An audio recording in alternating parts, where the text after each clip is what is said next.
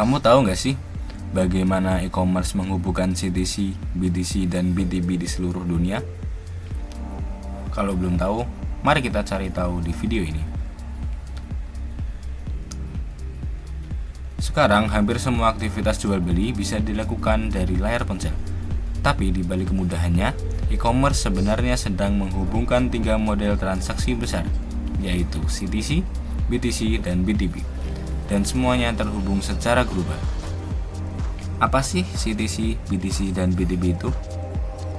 CTC, yang pertama CTC yaitu consumer to consumer, adalah transaksi antar konsumen.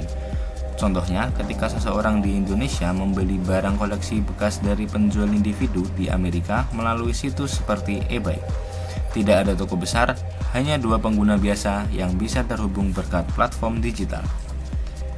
Dan kedua, BTC atau business to consumer.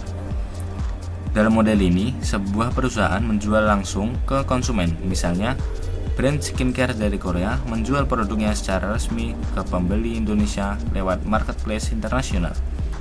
Konsumen dapat membeli langsung dari sumbernya tanpa harus mengandalkan distributor lokal. Dan yang ketiga adalah BTB atau business to business. Model ini dipakai perusahaan yang membeli dari perusahaan lain. Contohnya, pabrik di Indonesia yang memesan bahan baku dari supplier Cina melalui Alibaba. Transaksi ini biasanya terjadi dalam jumlah besar, dan e-commerce membuat prosesnya jauh lebih mudah dibandingkan metode konvensional. Semua model ini bisa terhubung karena e-commerce menyediakan fondasi yang sama, yaitu infrastruktur digital global.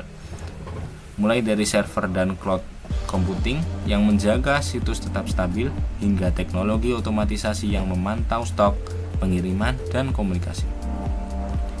Selain itu, sistem pembayaran internasional seperti kartu debit global, PayPal, payment gateway, sampai e-wallet tertentu memungkinkan transaksi lintas negara dilakukan dalam hitungan detik.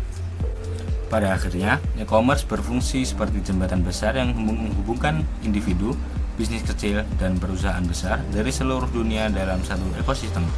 CTC, BTC, dan BTB yang dulu terpisah kini dapat berjalan berdampingan, saling terhubung tanpa batas negara, jarak, atau waktu.